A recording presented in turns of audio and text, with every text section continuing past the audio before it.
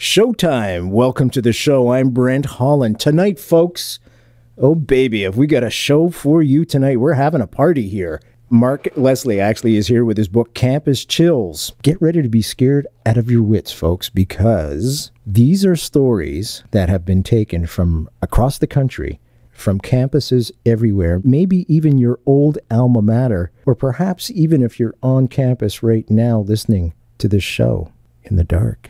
You just may want to put a light on for this one, or better still, get your friends over because we are going to scare the bejesus out of you tonight. Folks, get ready.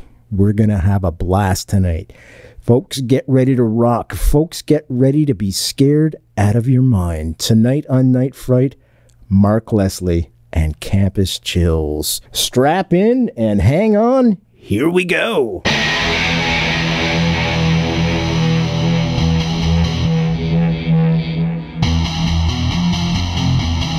There is a time to question. There is a time for answers. There is a time to challenge. There is a time to speculate. There is a time for change. There is a time for truth. The time is now.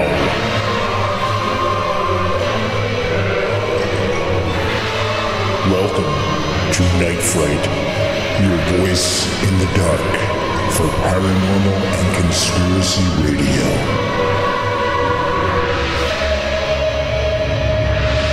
And now your host, Brent Holland.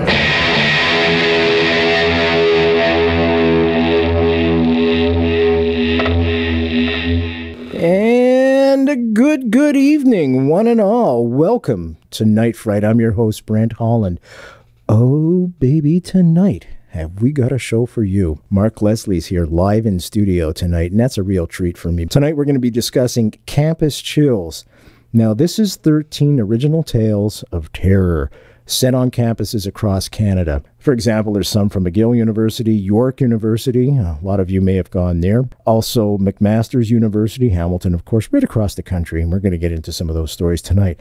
Also, stick around for this because we're going to start off with some of the authors calling in to tell us about what led them to write these stories and to give us a little bit of background about their stories too and scare the bejesus out of you. We'll be sharing paranormal experiences all night long, stories that will give you goosebumps and beyond. And as I said before, if you're alone on campus tonight, maybe you just want to go over and turn that light on. Get your comforter, curl up in a nice, cozy chair, settle back, and get ready for Campus Chills. It is my pleasure to welcome Mark Leslie to the show. Hey, Mark, how you doing, buddy? I'm doing great, Brad. How about you? Very well. Thanks so much for driving up from Hamilton today. Thanks for keeping the lights in the studio on nice and bright, because I don't like the dark corners. You don't, eh? Just stay out of the one beside yourself. I told you about that before, eh? We've seen things in that corner. Yeah, not good, not good. Right here at Laurentian University. Campus Chills. What gave you the inspiration to go in that direction and bring 13 folks together from across the country? Initially, it was born at University of Alberta, Waterloo, and McMaster. The three bookstores there have an espresso book machine, and that's basically a machine that'll print and bind a book in about 5 minutes in the store. And we thought, what can we do to make this interesting and to get people engaged in the fun that we can have with a machine like this? So every year in October for the last 3 years at McMaster, we had done some sort of horror-themed event where we would have ghost walks starting and ending at the bookstore and featuring Canadian or local horror authors coming in and doing readings, and we thought, why don't we launch a book this year? What a super idea. And so put the call out to 13 authors from across Canada, and the guidelines were pretty simple. Write me a scary story set on campus. And you've got some real heavy hitters here. People that we've had on the show. Whoops, as I dropped that. Let me just read you some of these authors, folks. This is an amazing, amazing array of folks. Kelly Armstrong, you all know. She's from the Sudbury area. Julie Cernida, Kimberly Footy, and Mark Leslie. Mark's our guest right here tonight. James Allen Gardner, Stephen Giron, Michael Kelly, of course. Nancy Kilpatrick. Of course, Nancy was here last week. 2 weeks ago. I'm sorry, and y'all know she's a great writer. Susie Maloney, Douglas Smith will be calling in, Britt Trogan, Edo Van Belcom, and Steve Vernon, of course, was here several weeks ago also, another great Canadian writer, and Carol Weeks. Now, the criteria was to write stories set on campuses. Are any of these true stories or based on legends or mythology? Yeah, and that was part of it. So one of the criteria was write a scary story set on campus, but the one thing we wanted to avoid were stories that were Virginia Tech style stories, where a lone gunman goes and kills people. We wanted them to be terrifying and scary, but we wanted them to be a fun kind of scary. We wanted it to be speculative or supernatural in nature. We wanted the thrills to come from the other world rather than from the evil that men do. And so Steve Vernon's story is a classic example where, set at Dalhousie University, Steve, being a storyteller and very knowledgeable about true ghost stories. And check the archives in the www.nightfright show for Steve's show. Amazing show. You'll love it. And Steve's a storyteller you can listen to for hours and hours. Absolutely. So he came up with a story based on a ghost at Dalhousie University that he had researched and had known about. So he wrote an absolutely beautiful and haunting tale about Penelope, who's actually the ghost at Dalhousie. Do you want to tell a little bit about that story without giving away the end? Just a tantalizing little bit? Well, the tantalizing little bit is Penelope was a ghost who apparently haunts a particular tower on the campus. And the tale involves a young woman who's in a very difficult situation, who is ready to take her life because of a frustration that she's going through. And so there's a lot of parallels drawn between the ghost of Penelope and the young girl. I don't really want to say much about the story because I want people to read it, because Absolutely. When Steve handed the story to me and said, "What do you think?" Yep. I was blown away. Yeah. And I loved it, and I love the fact that Absolutely. he drew on the real history, and that's one of the joys about doing an anthology like this. And Steve himself also, he does that all the time in all of his books. He does. Very He's well a Canadian researched legend, and he's just amazing. Yeah, it was amazing. And I mean, again, I was completely blown away with Steve's story. I was completely blown away with the tales that came from these folks, because I had no idea what they were going to do. That's right. And when each of the stories came in, everybody took a slightly different angle or a slightly different approach, and they blew my socks off. I mean, I solicited stories from these specific authors because I knew they would write something good. I had no idea how great the stories would be. That's right. And so that was something that blew my mind. Folks, our guest tonight, Mark Leslie, he's put together 13 of Canada's best authors and put a book together called Campus Chills. As we've been discussing, Campus Chills are stories set on campuses from coast to coast to coast. The one that we were just talking about, Steve Vernon's story, is in this book also, set at Dalhousie University. The next one I'm going to read is Mark's own story. This is from McMaster's University. Just let me read a brief part of this for you, just to get you in the mood tonight, folks.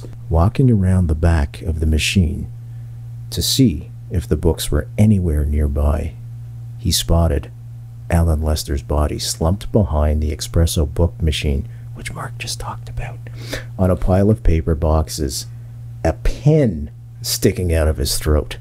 Oh yeah, baby. This is just some of the examples of this. Let me just continue here. The young man lay face down, almost as though he had been dumped behind the machine, so as not to be found. There wasn't a single drop of blood from his wound, yet Richard knew, before he bent over to check for that pulse, that the man was indeed dead. Prospero had struck again. Wow. And that's 2 paragraphs, folks, from this story. Wow. It makes you want to read further, of course. It also, well, it gave me goosebumps when I read it. So this is Campus Chills, folks, the book. Readily available. Just let me tell you where you can pick it up. www.nightfrightshow.com, www.nightfrightshow.com. As always, click on that book cover. It'll take you to a place where you can order it right online from the comfort of your own home. How did you get involved to write this? Well, how long have you been writing? I've been writing for about 20 years. It's mostly horror fiction, supernatural, speculative, science fiction. Very cool. Yeah. The particular tale in question, that section, that beautifully written one that you wrote, was actually written by the co-author of that story, Kimberly Foote, Kimberly's a fantastic author who graduated from McMaster University. And I wanted a tale from Kim because she's a phenomenal writer, and she was actually having trouble starting.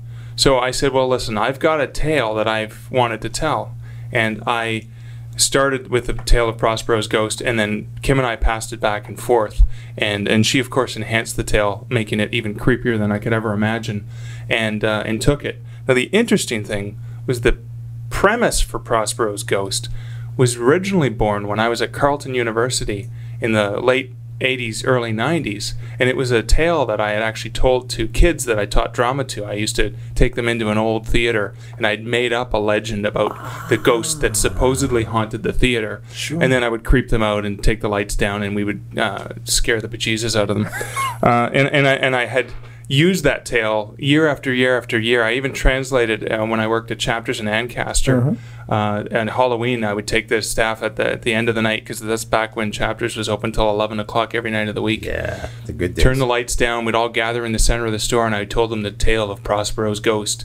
Instead of the construction worker who had died in the theater, it was a construction worker who died when they were building the Chapters. The Chapters. And scared the bejesus out of them then. And I thought, well, I think Prospero's got to come with me. He came with me from Carleton to Chapters. He's coming with me from Chapters to McMaster. And in McMaster, working with Kim, I was able to draw upon some fictitious historical information of the university of an old professor, and it was just sort of the concept of an old professor who so loved Shakespeare and so loved his original edition of The Tempest that he used to carry around with him, that the ghost comes back to seek revenge on those people who have an espresso book machine who dare try to replicate this precious gem.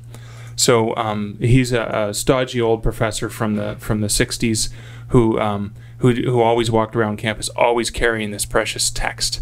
And then, of course, the character that you read in the scene who is killed, that's the operator of the machine who gets killed for daring to reproduce the book.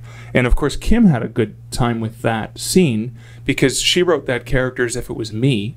And so when she passed the story back, and she's a friend of yours. Yeah, and she's a good friend of mine, and it was hilarious. I read it and I go, "You killed me! You killed me! That is hilarious! I loved it. It was phenomenal." But now, of course, I also happen to be her boss at the bookstore at McMaster, so I think it might have been a little bit therapeutic for it too. I was going to say, it sounds like Freud would have a field day here. Yeah, exactly. But it was absolutely classic. And she said, "Oh, I was just doing it as a joke. I thought it would be hilarious." And I said, "You know what, Kim? I love the scene. It adds a whole new element of terror to the story. Let's keep it." So we changed the name a little bit, but kept the scene that way. That's wonderful. You're listening to Night Fright, your voice in the dark for paranormal and conspiracy radio. The time is now. And now your host, Brent Holland. Folks, if you're just joining us tonight, our guest tonight is Mark Leslie, live in studio. And we are having a party here tonight, folks. We're talking about Campus Chills. It's a book that has 13 authors from right across the country, coast to coast to coast, from various universities across the country as well. And they've taken folklore, they've taken the lore of the various universities that we've just been discussing, and turned it into scary, scary stories that are going to scare the heck out of you. Once again, the book is called Campus Chills, easily to get. www.nightfrightshow.com. Just click on the book cover. We'll take you right to a spot where you can order it online. Would you sign it? If people order it right from you? If they order it from the bookstore at McMaster University, I can, because that's where I work. I can get Kim to sign it. I can sign it. If I happen to have any of my friends who are in the Greater Toronto area around and the customer's willing to wait, I may be able to get a few other people to sign it as well. That's wonderful. Yeah, I mean, if they're ordering it from Amazon, for example, we don't get our hands on it before it ships. Yeah. And the other thing I should let you know is if you prefer digital books, it's available as a digital book. It's actually half the price. It's available for $9.99 by both Amazon as well as kobobooks.com. That link from Night Fright Radio to the Campus Chills link will take you there. So if you prefer to read it on your digital device rather than the hard copy, produced in this technically wonderful way on our espresso book machines, you can have it that way too. And the front cover is very alluring also. It's got a full moon and it's got all these student chairs, empty of course. It just gives you the creeps to look at it. How many of you have been out there alone in your university at night and just heard Nothing but perhaps the wind blowing through the hallway. Then all of a sudden you hear the creak of a door open and then slam. And you know, at 2 o'clock in the morning when you're leaving the study hall, you aren't alone. That's what this book is all about. Being scared at your university. Campus Chills, our guest tonight, Mark Leslie. Let's continue, Mark. We've got somebody coming, a very special guest. I'm going to surprise you. At 10:30 he's going to be calling. And but there's more I want to get to before he does. And that, where is it? There's a real sexy part here, folks. I want to read. I know what story you're going to read from. Well, you've read it too, eh? Sephra is the queen of erotic horror. This takes place at York University, and I've read this several times, folks. She licked him. Right there, I was in love with this story. As soon as I read those 3 lines, she licked him, I was gone. She licked him long and sensuously along his face. I've been waiting for the likes of you, she murmured breathlessly into his ear. She released her hands and sat back. He groaned with the sudden loss of pleasure. Getting his bearings, he shook his head and then reached for the bottom of her t-shirt. He pulled it over her head. Got the visual? And swiftly unbuttoned her jeans. Oh yeah, baby, we're on our way now. Tia was impressed with how dexterous he was with such contorted fingers. He probably did that to all the girls. She didn't care. She was warm and ready to continue on what needed to be done. Her body surged with an anticipation that heated her flesh. He snatched off her panties and buried his face between her legs. She cried out, at first, with fear, not certain if he meant to eat her or eat her. Soon she cooed with pleasure as his long wolf tongue explored her inner recesses. Oh, baby, what a story. And it was really funny when I asked, this is Sephra Jerome, who's the author of the tale. That. I was just so overcome with the details that, I'm flushed myself now. I'm going to throw some water on you. And she wrote the tale, and she said, I think I went a little over the top with the sex scene. No. And she said, I can cut it back if you want. So she sent me this story, and I read the story, and I said, this really pushes the envelope, but I love it. Yeah. And here's the thing I love about this scene. This is a scene. It's a sex scene between two co-eds. Mm-hmm. One of them is in the process of turning into a werewolf while they're having sex. And I absolutely love the way she did the tale.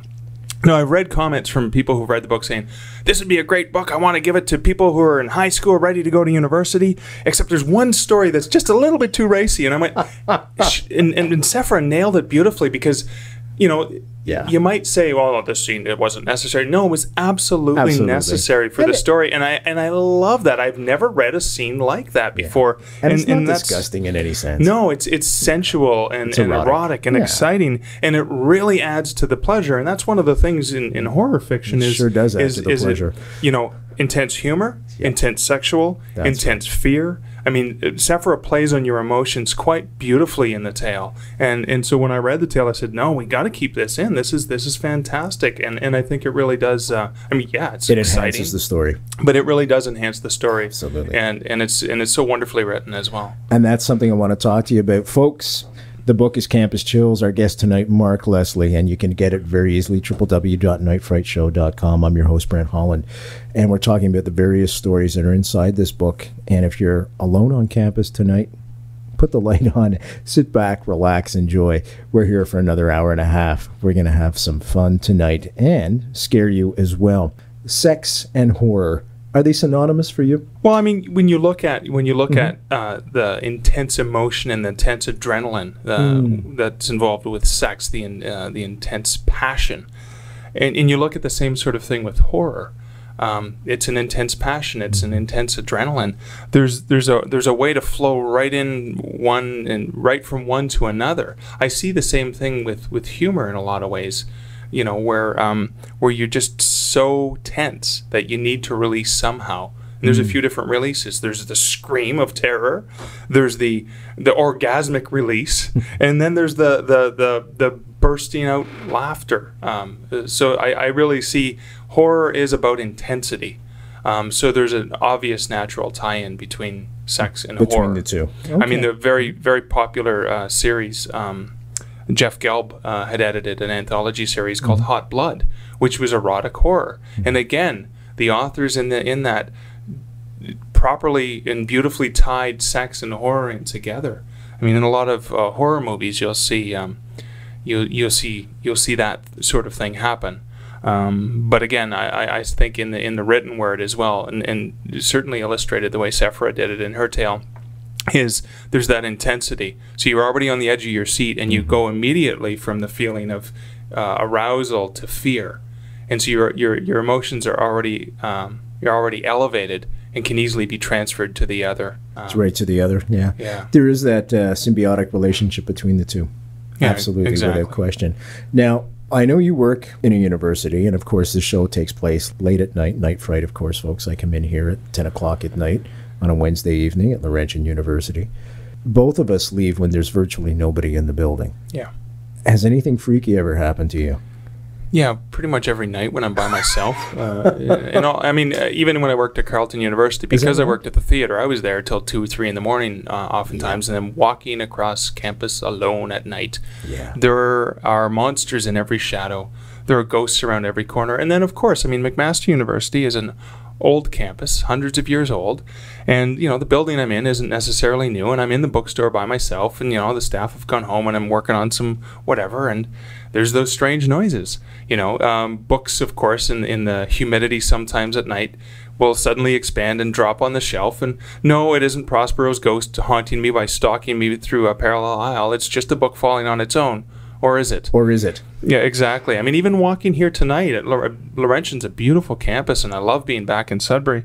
But it was twilight. I was walking up to the studio, and it was pretty quiet. It's summer session, so it's not as busy on campus as it normally is, and I'm kind of looking over my shoulder, wondering. Parking lot's isolated also. Exactly. Lots of big trees. Coming into the building, it's pretty quiet till I got to the studio. It was pretty much me walking through the building.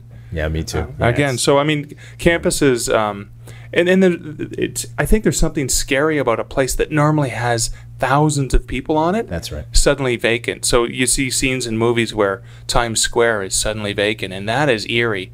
So that's the sort of thing that you get with a campus. You walk into a classroom that normally has 600 people in it, and there's nobody there but you.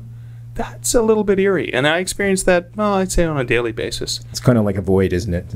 You can almost sense that there was life there, and all of a sudden it's gone. Exactly. If you've ever been the last one in a funeral parlor to walk out after there's been, 200-300 visitations during the day, it's the same type of effect. Yeah. It's really, really creepy. I'm going to do this quick break.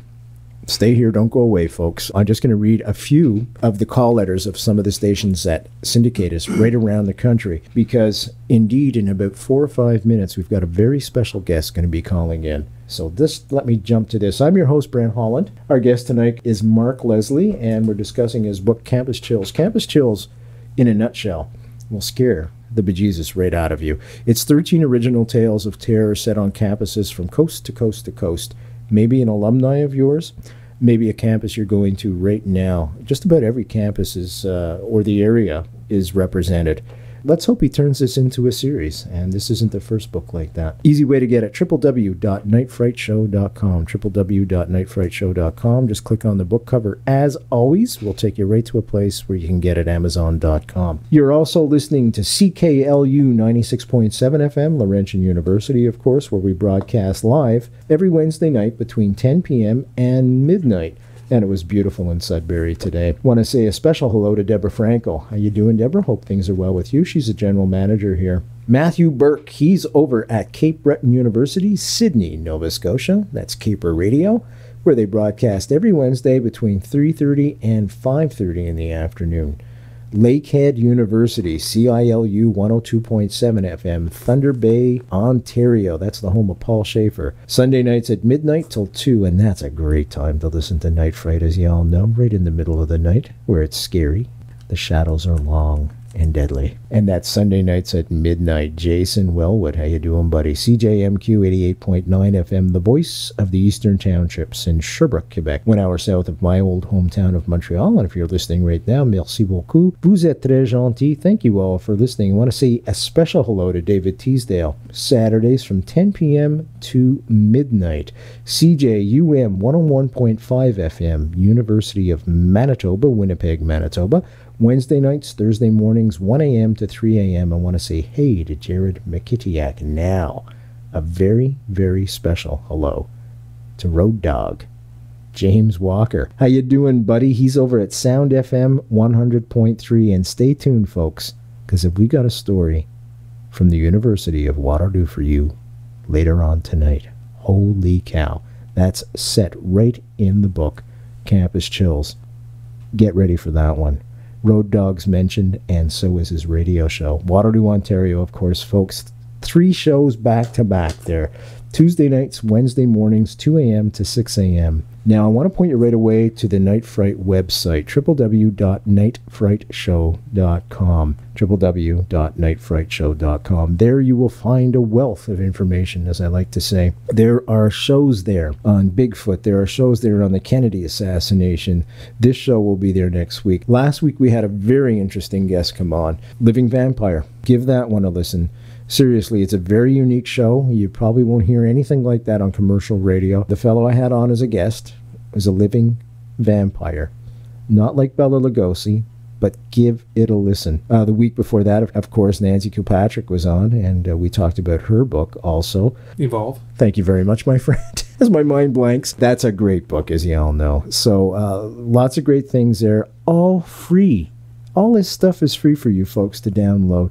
There's no charge for any of it, as I commonly say. I even pay for the cost of the website out of my own pocket. So just go ahead, put them on your iPods. You're heading off to school on the metro, on bus, by bus, walking, bike, whatever. Put them on your iPods. Enjoy. They're all free. There's something like 58, 60 shows, somewhere in that neighborhood. You know, truckers love this show. I get a lot of emails from truckers from going coast to coast to coast. If they're on the Trans-Canada 401 or any of the other great highways across the country, they listen to this stuff and they love it. And I want to thank you all. If you want to send me an email, anybody, no problem whatsoever. It's nightfrightshow@gmail.com, nightfrightshow@gmail.com. You're listening to Night Fright, your voice in the dark for paranormal and conspiracy radio. The time is now. And now your host, Brent Holland. We're talking to Mark Leslie tonight in his great book, Campus Chills. And this book is 13 stories from across the country, all dealing with scary things that go on at universities, based on true folklore, based on mythology. Some are pure fiction. All will scare the hell out of you. Trust me. You know, folks, spring is upon us. Actually, summer is here, you might as well say. You're all going to go to the cottage. This is a great book just to go and sit by the lake with during the day, or if you're adventurous, go sit on your porch at night with the light on when everybody's asleep. This is a great book for that. This will certainly serve the purpose of scaring the heck out of you. You got kids going around a campfire? Read one of these stories. They'll jump to bed real quick. Campus Chills. Mark Leslie's our guest. Mark, let's talk some more about this great book of yours. When you approached the various writers to contribute to this, you gave them the basic idea. Did any of them pitch you ideas that you weren't fond of? No, actually. The stories that they came up with, I'll give an example. I was sitting with James Allen Gardner at a convention, and we were just waiting for the other panelists to show up in the audience to filter in, and I turned to him and we were chatting, and he mentioned that he's a science fiction writer, and the first story he had ever sold had been a horror story, and I kind of turned and said, "So you want to try it again?" And he kind of looked at me with a wry smile. I explained a little bit about what we were working on. You know, we were going to pay professional rates for these stories. Good for you. And he said, "Yeah, you know what? I've got this idea." And he talked a little bit about the idea, and I'm like, "Sounds great. Let's hear it." And then he, a few weeks later, sent me this story, and I loved it. Again, what I loved about it is he drew upon, the horror was going to come from something on campus, and in this case, the horror came from a lab. So that's what I loved about the story, Truth Poison, as well. And but no, for the most part, that was a case where I actually was sitting in person with the author. Yeah. For the most part, it was a quick phone call or email. Speaking and I about hear a the quick phone call right now. What a segue, buddy. Hi, Doug. You're on the air. Welcome to Night Fright, my friend. Thank you, Brent. Glad to be on. Folks, we've got a very special guest with us tonight. Would you like to introduce him, my friend Mark? I am very proud and privileged to introduce my good friend Douglas Smith, who is the author of Radio Nowhere, which takes place at Waterloo University, and very exciting. And you can get out there and vote for it right now if you want. Doug has been nominated for an Aurora Award, Canada's premier science fiction award, for Best Short Form for his story Radio Nowhere. And you can read this story completely for free online. Really? Yeah, you can. Oh, folks, that's fantastic. You go to Campus Chills, you click on the story, it'll take you to a place where you can read it completely free online. And you're going to love it. You're going to absolutely love it, and it's a very deserving nomination and something I'm looking forward to seeing Doug with the Aurora Award in his hands. Doug, good to see you, buddy. Thank you, sir. My God, I got to pay you a commission or something. You're like my PR manager. That's funny. Folks, we're speaking with Mark Leslie tonight in his book, and Doug just called in. Doug, let's talk about Road Dog. He's one of my favorite guys in all the world. And of course, folks, as you know, the show is syndicated through the university networks, which kind of makes this quite apropos, if you will, discussing this book tonight. And Road Dog, of course, is my main contact at the University of Waterloo for Sound FM, where this show is broadcast. So if you're listening right now in the University of Waterloo and Sound FM in particular, there you go. We're going to be talking about Road Dog and Radio Nowhere. What gave you the idea for Radio Nowhere, Doug? I guess you might guess I'm a huge Springsteen fan. So probably the third story I've written, which is either inspired by a lyric or just a story idea I get from one of his songs. So this was just something that I had a story in mind, and then when Mark asked me if I consider writing a story for this anthology that he was going to edit, it just seemed to come together. So I went to University of Waterloo, and I always remember listening to the campus radio station there. So I just worked some ideas from some of the old radio programs I listened there and into this story. And then Road Dog gets into this because it's been a few years since they've been on the campus, so I went back to do some research for some things I need to make sure I had right. One of them, I wanted to see the inside of the station, so I phoned up the station, and Mr. James Walker was very kind enough to spend some time with me and take me through the place and show me the studio and how it all worked. It was just great. It's very, very useful. He's a character. And he actually, this is kind of weird because he actually mentioned you, Brent, in our tour. Oh, did he? Yeah, he did. I hope in a good nature. Only a good nature, yeah. So he didn't tell the truth after all. Okay, good. Folks, we're speaking with Douglas Smith. He's one of the authors in a great book that's been brought out by Mark Leslie, who's here in the studio with us tonight. Douglas, where are you? Are you in Waterloo? No, I live in Markham, just north of Toronto. Right on. Okay, no problem. We're talking about his story, Radio Nowhere, that takes place at the University of Waterloo. I'm just going to read a little bit from his story. I'm not going to give too much away, but just to give you an idea. Here we go. Static, buzzing, then a voice, male. The static hid what he was saying at first. Then the words became clear, and along with them, the sense of desperation. "Can anybody hear me?" cried the voice. "Anybody out there? Oh God, is there anybody left alive?" "Jesus," Ziggy whispered, as the light flicked off and stayed off. "That's not Moon over Morocco. Anybody at all, if you're alive. Can you hear me?" The streetlights flicked back on, staying on. The voice disappeared, and Liam flinched as the ending crescendo of the Stones, "You Can't Always Get What You Want," exploded into his ear. She tilted her head, listening. It's Dog again. No mention of Moon. Nothing about that guy. That's from the book, folks, Campus Chills, and particularly a story called Radio Nowhere, about the radio station, just like this radio station at a university campus. This one happens to be the University of Waterloo, and of course Road Dog, I mention him all the time, fans of this show and will know, is an actual DJ there. And our guest today talking about that show is Douglas Smith. Douglas, that's great. I really enjoyed your story, by the way, and I am a Springsteen fan as well. Well, thank you very much. You have excellent musical taste, obviously. And I want to tell you something freaky about that. Go ahead.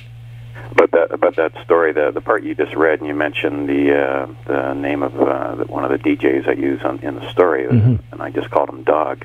I had that character named before I did the visit, before I met James, before I knew his nickname was Road Dog. Oh my God! Is that freaky? Now that's a story in itself. Holy cow! Have you always been able to? What's the word I'm looking for? Is it clairvoyant? Clairvoyant or something like that, or? That may be the one and only time. Have you had a lot of experiences with the paranormal as well? Personal experiences? No, I have not. It sounds like I've missed an interesting part of your show. Is that what you guys are talking about? We were just talking about all kinds of different things, and I just thought I'd throw that out to you because, I mean, if you named Dog before you knew Road Dog, I figured chances were something else suspiciously may have happened in your life. Yeah, and I didn't notice. Nothing else comes to mind, Brent. Nothing else comes to mind. Now, this is a great honor you've been nominated for. How did this come about? Well, the Auroras, Mark may know, but they've been around for, at least 20 years, if not more. It's an annual process. I think I've actually been nominated probably 15, 16 times. I've won it a couple of times. Oh, congratulations. Sorry? Congratulations. Thank you.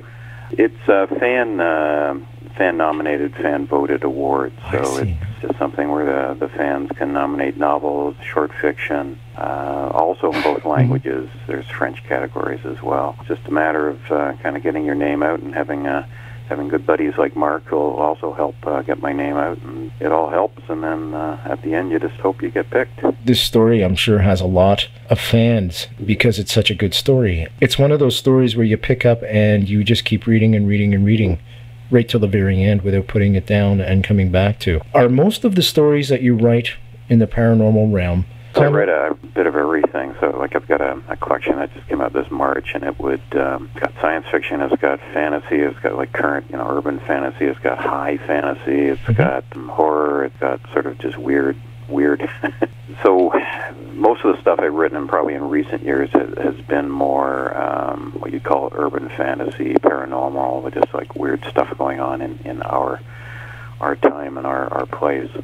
I don't know if Mark mentioned it, but when he asked me to write a story for this, and I knew it was supposed to be essentially a horror anthology, and I said, well, I've got a story in mind, but it's not really horror, it's more just a weird love story. But he said, yeah, go ahead, send it in, and I was quite happy when he decided to take it. I wasn't sure if it was going to be that good a fit. And the story blew me away when you sent it to me, Doug. I mean, absolutely. Good story, man. And again, it's like a Twilight Zone-ish, creepy story. I think you're clairvoyant because I was just about to say that this story in particular reads like an episode from either The Twilight Zone or The Outer Limits. Very much like a script. And are we aging ourselves here? No, not at all. I'm talking about the new versions. Me too. Yeah, that's it. Yeah, the new versions. Yeah. One of the things, Doug's also Doug's phenomenal writer that I'm privileged to get a chance to work with. But one of the things that, because he's very humble as well, is Doug, you've had a story of yours that was discovered by a film producer who recently took by her hand, She Draws You Down, and translated it into a short film. Yeah, which is almost as we speak. He's just cleaning up the very final cut, and he's going to be submitting it to some film festivals. This was a guy who runs his own production company down in Chicago, but his passion is making independent short horror films. Congratulations! So the story that Mark mentioned, it ended up getting picked for a best of horror anthology a few years back, and shortly after that, this guy got in touch with me, and he said he'd like to do a short film based on it. And I said, well, okay, fine. I'm not really expecting much to come of it, but after many years, because he does this on as a hobby on the side, I finally saw a cut of it a couple months back, and I was very impressed for someone who does this on a very low budget and with a lot of volunteers. It's really quite well done. So I'm hoping he does well for himself at the film festival. Oh, if it's low budget and you need music, and if you're stuck for that, I compose music for television and film, NASA and ABC and all those guys. Give me a shout. Give me a Okay, shout. I'm gonna Absolutely. Don't worry about it. send me an email and I'll pass it on to this guy. Now he actually had, I don't know who he used. I can't remember the guy's name. I should, because the music was composed for the film, and it's absolutely astounding. It's incredibly creepy. There you go. It really adds to it. But. There you go. Horror, guys. I'm going to ask both of you this question. Let's start off with Doug. Horror. Why horror? What made you gravitate towards horror rather than, say, writing love stories? We don't write that much. I mean, the only pure horror story I've written that I would call pure horror is the one that they made into this whole movie. And that's, as I said, when Mark called me about this anthology, I said, well, I don't really write that many horror stories. And I don't call this one the ones in the anthology horror. And yet, having said that, as people keep pointing out to me, I've had a few stories that ended up getting picked for like honorable mention in these best of horror anthologies. So even though I might point to it and say that's a fantasy or that's science fiction, apparently I keep putting horror elements into it. I'm a huge Buffy fan. I loved early influence was the American Werewolf in London. I just love that mix of the creepy, the supernatural, the humorous, the action, and I tend to try to put a lot of that into my stories. I know. I just think it's a fun combination. You're listening to Night Fright, your voice in the dark for paranormal and conspiracy radio. The time is now. And now your host, Brent Holland. Want to hear a funny story about Buffy? Sure. Years ago, when it was on television, I was babysitting my nephew. He was only 7 years old, and he was lying on the ground in front of the television, of course, with his head in his hands and big smile on his face. And here I was babysitting. I said, "Oh, geez," I said, "you really like this show? Is it because it's scary?" He turned around without missing a beat, and he said, "No," he says, "it's because she has big coconuts." 7 years old. Unbelievable, eh? So the hell with the horror, show the coconuts. There you go. Folks, our guest tonight is none other than Mark Leslie. He's got a great book out called Campus Chills. We're discussing one of those stories in the book right now. The story's called Radio Nowhere. It takes place on Waterloo campus. On the phone with us live is Douglas Smith from Markham, Toronto. Now I'm going to put it to you, Mark. Why horror? What makes you gravitate towards horror rather than, say, if you're going to go to a movie, a date movie or something like that? Why would you go see a horror movie over a date movie? Actually, I don't like horror films all that much. Oh, is that right? No, I mean, I think when Doug was talking, I was thinking, well, horror is an emotion. It's not a genre. And I find horror in lots of things that aren't classified as horror. When I write, I tend to write stories that are a little weird. Horror is the closest genre to classifying that I can, because there's not enough science in it to call it science fiction. You say weird. What's weird? Well, and that's where you're talking about Twilight Zone-ish stories. Stories that are just a little bit off center, so there's something a little bit not real about it, but it's not enough to call it science fiction, and it's not enough to call it fantasy, so horror seems to be the natural place to land. When I write a tale, I have always been terrified of the dark. There is a monster under my bed. There is a monster in my closet still. I'm afraid of the things that I can't see. I'm afraid of the things that go bump in the night. So when I write, a lot of those things come out in the stories. So I find, maybe I'm just a big chicken, but I find a lot of things to be afraid of, and when I write, I think horror is the closest classification to the kind of thing that I enjoy reading and that I enjoy writing. Doug, when you're writing, do you create arcs? I know you create arcs in your writing. I guess what I'm asking is, do you put those arcs in before? Do you sketch out your story and put the arcs in before, or do they kind of just grow out of the characters, grow out of the story in general? It's a bit of a combination. I know I cannot write a story, and it's taken me a few years to finally figure this out, unless I understand my character. And that doesn't mean I need to understand their arc, how they're going to end up. But I do need to understand them from the point of view of what's driving them, what their problem is, how they react to situations that are likely to come up. Because what I like to do is know my characters and then have them bump against each other in the stories, and then the way the plot turns is you're manipulating it, obviously, but you want to do it so that the plot is turning on the decisions that the characters are making, and they're making decisions that you would make if you happen to be in their shoes. So. Oh, so you actually put yourself right in their shoes, eh? Well, I try to. I mean, someone asked me recently about do you have to like your characters, and it's pretty close to that, but you don't always like them, but you have to be able to empathize with them. For me, I have to say, if I can actually understand this character, might not be a decision I'd make if I was in that situation, but I can understand given what they've gone through and what their background is, all of which obviously the writer is creating.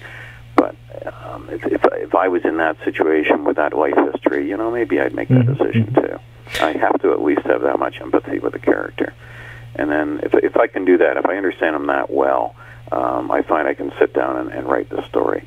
But if I don't, if I just don't understand them, I don't have any energy in the writing, and I just keep coming to plot turns, plot decisions that they have to make, and I really don't know where to take them. That resonates. And your other question about do you know the whole arc? Yeah. A lot of it comes out once you know the character that well, and you start to sketch through the plot.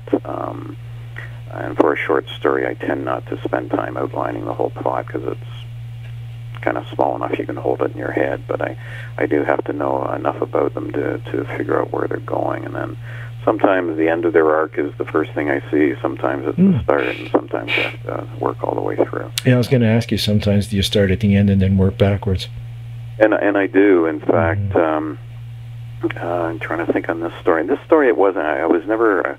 Radio Nowhere, I was not sure how it was going to end. In fact, I had two different endings, without giving anything away. So this is one of my rare happy endings, and I had another just brutally bitter, sad ending, which I decided not to go for. Other stories, the first thing I write is the end. That's sort of where the story idea comes from. I get that final image, and then I have to kind of work back to figure out who the characters were and how they got there. Understood.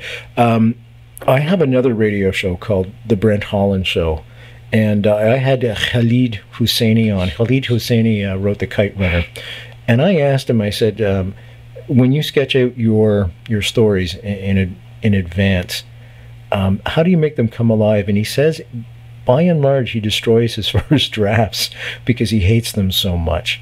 You say you don't draft out a short story, but you hold it in your head more. Do you ever take sections, for example, if you're writing a paragraph or something in your head, and cut and paste them and try them in different areas in the story to see if they would work better and flow better? Yeah, for sure. Yeah, definitely. I'll write I might write a section or part of a scene. I really like that, but I realize it's just not in the right place. So yeah, cut and paste is great. And there's also other times where I had another story called Scream Angel, which I call science fiction, but it kept ending up on horror lists as well. And I just had to kind of start from scratch, just hitting the delete key and starting with a blank screen, I think 6 times before I got that story right.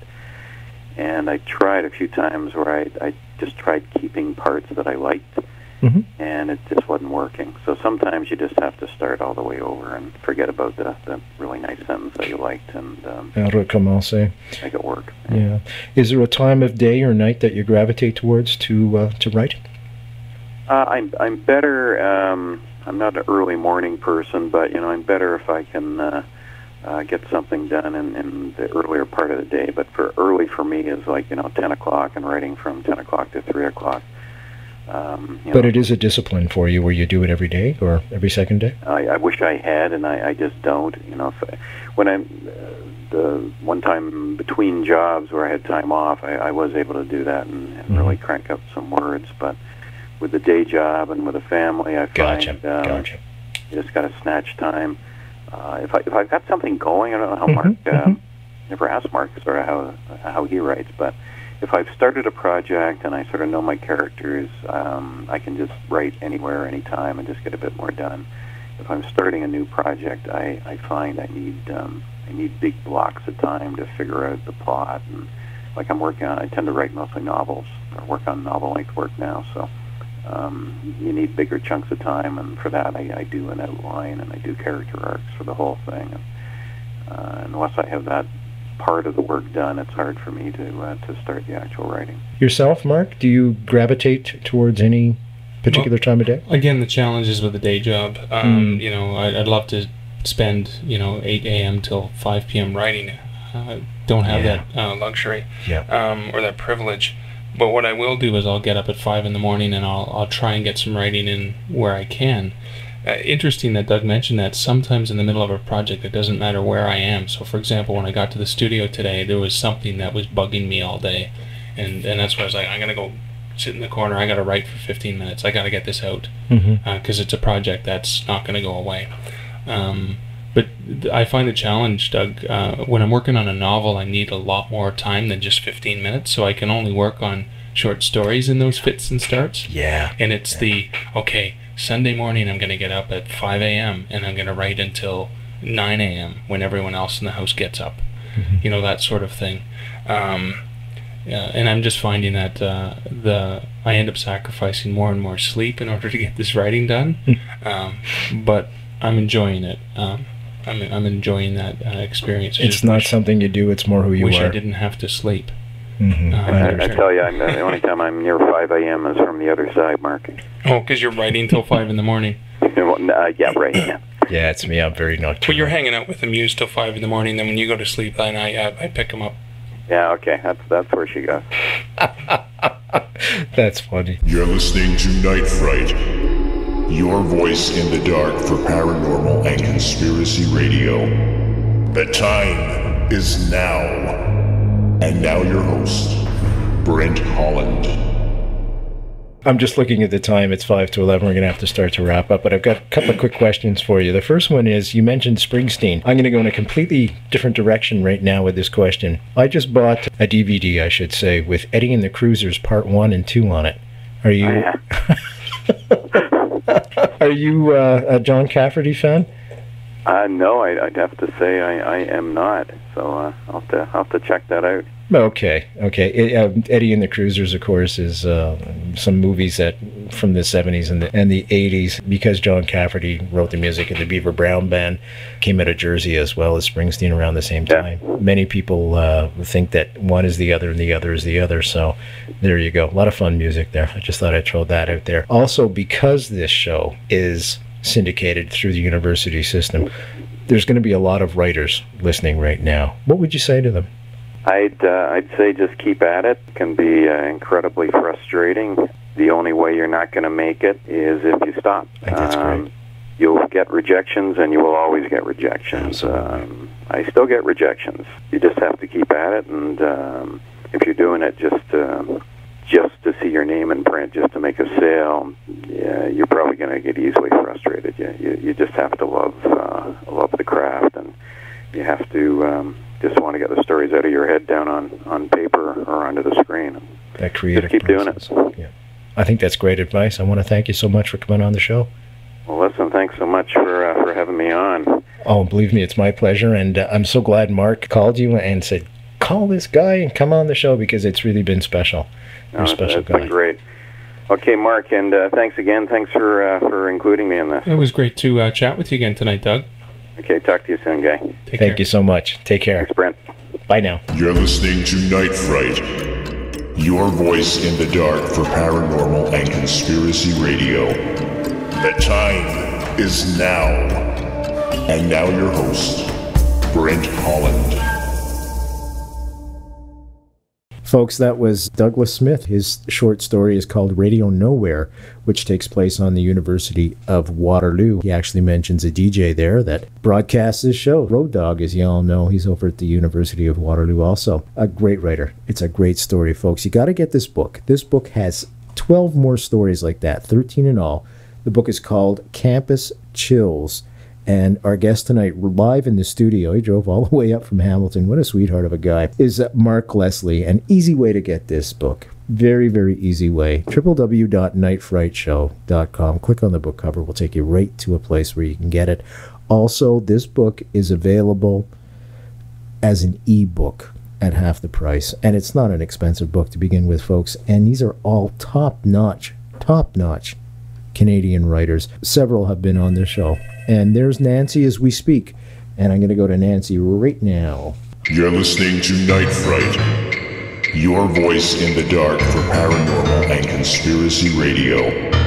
The time is now. And now your host, Brent Holland. Hiya, Nancy. How's Montreal tonight? Where's my bagels? Hi, Brent. They're on their way. Good mail. How are you doing? I'm doing great. It's so nice to hear your voice again. How are you? I'm good. Is Mark there? Hey, how you doing, Nancy? There he Hey, is. Mark. Good to chat with you. Yeah. Thanks for coming on the show. Folks, How is it? How's it going? We're having a grand old time, and Absolutely. Brent's scaring me tonight. we've got... Uh-oh. Yeah, I'm doing it naked. That would scare anybody. No, listen, we got donuts going here. We got coffee going. We're going to be wired till 4 or 5 in the morning. So here we... And there's nobody after me, so if we want to go to 4 or 5, then we certainly can. Folks, let me just tell you we're speaking with. If you recognize her voice, you should, because she was on 2 weeks ago. She's the one. She's the only. Nancy Kilpatrick. And she's got a great story called Sarah that's part of this Campus Chills book by Mark Leslie. Let's talk about Sarah a little bit. What inspired you, Nancy, to write Sarah? Set at McGill University, by the way, folks. Well, Mark wanted a story set at the university. It's pretty straightforward. Okay, so what else is new in Montreal tonight? But I had been to the Red Path Museum fairly recently, within the last year. So I was kind of, it's maybe the third time I'd been there, but I was pretty impressed with the place, as I always am. I should just tell folks, for a sec, Nancy, sorry to interrupt you. Red Path Museum is part of the campus, McGill University, which is right downtown Montreal. It is the McGill campus, just to give you an example, it is set in the middle of the city of Montreal, but it is set up so that there is huge green area in the center and all the buildings around the edge, and Red Path Museum is one of those. I'm sorry to interrupt you. Go ahead. Oh, that's okay. So I'm not sure how common it is to have an actual museum on a university campus anymore. I mean, there are some, but I don't think it's the norm to have an actual museum, especially paleontology, and especially in Montreal, because I don't think most of the specimens are from Montreal. Yeah, but listen, there's a lot of dinosaurs in Montreal. That's true. But there they call them politicians. That's very true. Anyway, so they have more than just bones there, obviously. They have other things as well, minerals and all of that. But it was the head of the Triceratops, which is a type of dinosaur, which they nicknamed Sarah, which is on display, and it's an enormous head. So that's kind of the highlight of the museum in a way. And so I'd seen it, and when I started thinking about a story, I was thinking about setting it in the museum there. I couldn't quite get a grip right away on the story, but eventually it kind of came to me. I wanted to do something with Sarah, and so the idea came out of that. That's great. It's a great story too, and I really enjoy your writing. You're a terrific writer. When you were on a couple of weeks ago, we talked about Evolve. Can I just read this from Sarah? It's just from the beginning, and listen to this, folks. It just draws you right in, where you just want to turn that page. This is right at the beginning of Sarah by Nancy Kilpatrick, from the book Campus Chills. Mark Leslie's the editor. And here we go. She just could not believe that she was really here, finally, about to begin 4 years at Montreal's amazing McGill University, not too far from where she could get bagels. No, I threw that in, folks. So there's a whole bagel thing there, because I was in Montreal a few weeks ago, and I'm originally from Montreal, and I miss the bagels. Away from her mom, from Saskatchewan, from the past, and plowing towards the future goal she'd harbored since childhood, when she visited the Royal Tyrrell Museum with her parents and sister. As far back as she could remember, Ashley had always wanted to be a paleontologist, and if this wasn't the perfect place to get her undergrad degree, she didn't know where that was. McGill was so prestigious. She'd been lucky to get in and to win a partial scholarship. Now, right away, that sets up the whole story, where you just want to turn that page and find out what's going to happen to this character. So you've achieved that hook within a paragraph and a half, 2 paragraphs. That's incredible writing. Nice. That's nice to hear. Thanks. And that's what it's all about, right? Is that the hardest part for you, Nancy, when you write? Is it those first few paragraphs, those first few words? No, I don't think so. I mean, I think for me, it's basically making sure the plot hangs together. That's the difficult part of, I think for most writers, that's the difficult part, because, you don't want a story predictable from the beginning, but by the end of it, you want to be able to kind of think, gee, it all fell into place. It all made sense.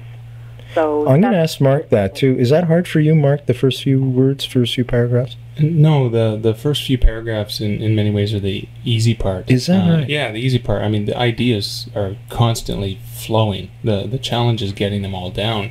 Challenge is actually following through and getting to the end, at least for me. Okay, it's curious. Now, we just had Doug Smith on the phone, and he was terrific. I had asked him this question. I'm going to ask you too, Nancy. When you write, do you sketch out the whole story in advance, or do you just let it flow? Well, it really depends on the story. Most of the time, I have a vague idea of what I'm trying to write, so that it's not, I'm not coming out of left field. So in this case, I had the idea I wanted to write about the Red Path. I had the idea I wanted to write about Sarah. And, of course, it was going to be set at McGill. So, and tying all of that in and thinking, well, dinosaurs are so specific in a way in Canada to Alberta. And I had also just last fall or so, or a little while ago, been to Alberta to see Drumheller, which I'd been to once before, and to the Royal Tyrrell.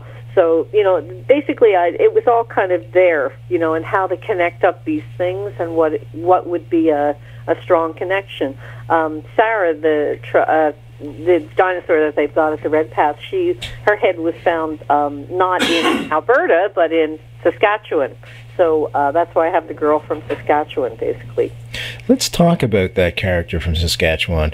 I feel kind of attached to her, but in reverse, because I come from a big city to a small city, and she comes from an even smaller little tiny town, and then she ends up in this big 3.5 million place called Montreal in the surrounding area, the South Shore and all that stuff, Laval, all mixed in together. This poor girl is overwhelmed. She feels that she's not adequate enough. Where did this character start to come from? Is there something in yourself that perhaps you drew upon to start off with this character? Well, I think, it's just tapping into myself, and pretty much all of us when we're young and we do something new.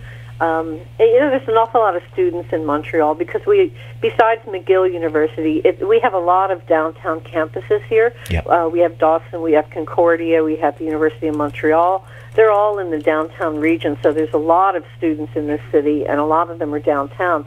And every year you kind of see the new students, and they're always, fresh. The freshmen are fresh-faced, and kind of, just everything is new, and it's kind of exciting for them. And I'm aware of them because there's so many students here.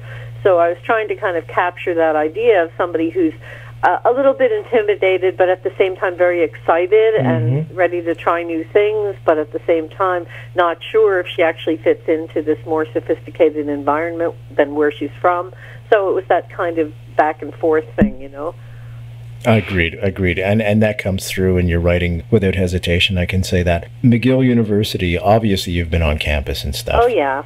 It also has some tunnels and stuff and things like that. I used to go and meet my honey there when she was studying there alone. She would be doing experiments and stuff. She's the scientist in the family, by the way, folks. I'm the artsy-fartsy. And, we kind of have a role reversal.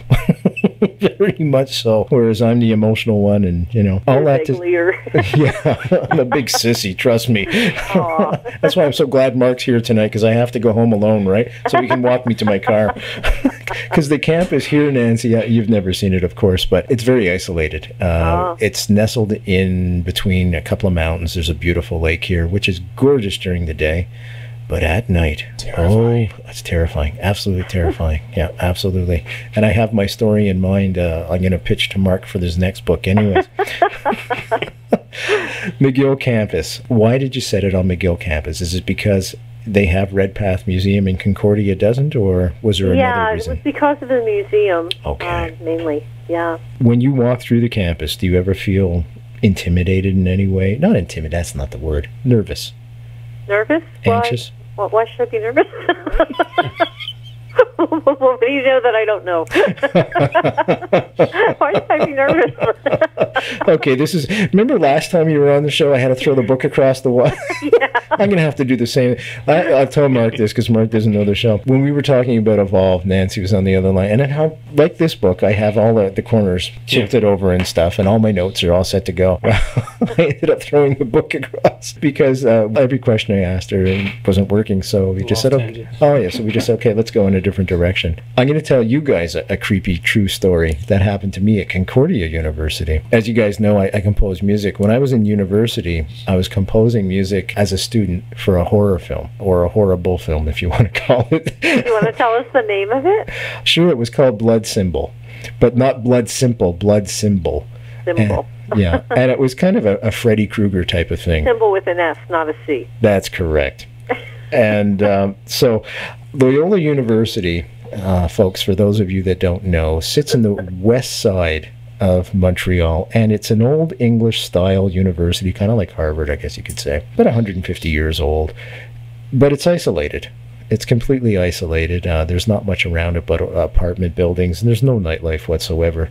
It's kind of very similar to Sudbury in its isolation, except there's no lake. I was at the top of the third floor, second year recording studio. It was the small studio, typical classroom size, a classroom that had been threw a couple of speakers in and a mixing desk, and that was our studio, because of course there's no money, right? So here I am during the summer. This was my summer job, if you will. I wasn't getting paid for it, but I was enjoying it anyways, writing music, this horror music with the full choir going, and it was the big crescendo scene in the movie where it was virgin sacrifices out in the woods in Montreal, the Laurentians and stuff. And of course the poor girls were virgins, so of course they had to be sacrificed at this devil worship thing. All that to say is I had the choir going and I had everything else going, and the tom-toms were going. All of a sudden, 3 o'clock in the morning, there's a crack outside.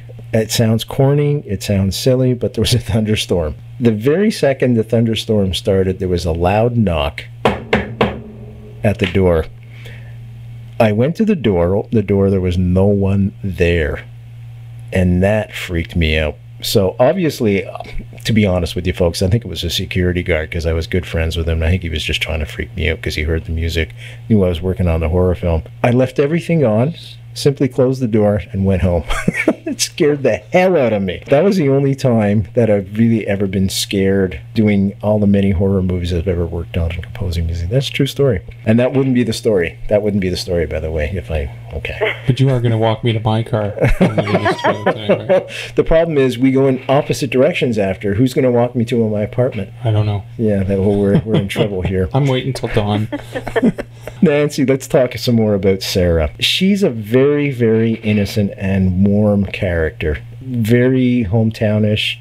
And she's... And you don't want to give the ending away. Oh, no, I certainly don't. No, and I won't do that, I promise you. Because that's where we got into trouble last time, remember? That's when the book flew across, because I want to discuss stories and stuff. Now, this young woman is coming from Saskatchewan, and she has a great background and stuff, and her parents and everything else. Let's try and talk about her a little bit and your own experiences when you were her age. Now, the woman's age is typical university age, I guess 21, 22, 23? Mm-hmm. Yeah, well, she's a freshman. So she's a freshman. 18, 19. Even younger. Were you much like her when you were a kid? Well, not from Saskatchewan. So there's that. Okay, listen to this. This is the book flowing across the studio. I don't know if I was like her. I guess in a sense, everybody really is when they're young. Everybody's when you're young, you're young. Young is its own reward in a way. You know, we were all young, and you have a certain, you know, you're coming when you're 19, you're coming out of your family, really. You know, this has been your life, and you know, you start out, it's your entire world is a room, you know, probably a crib, and it just kind of gradually builds from there, and then you have your little world, your family and your community, and you know, your religion, if you have a religion, and you know, it's all very small.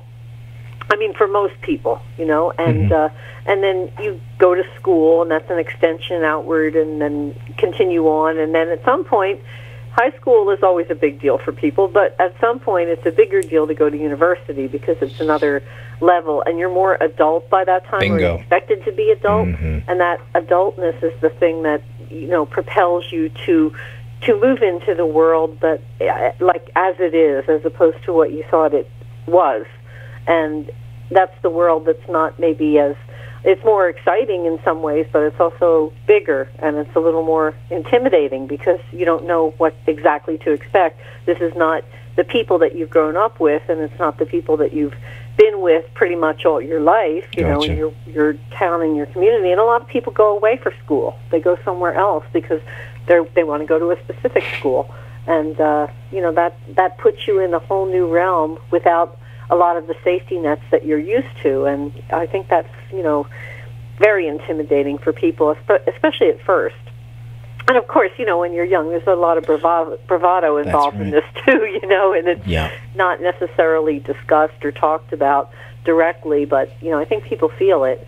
And it does take a while to kind of get acclimatized to wherever you are.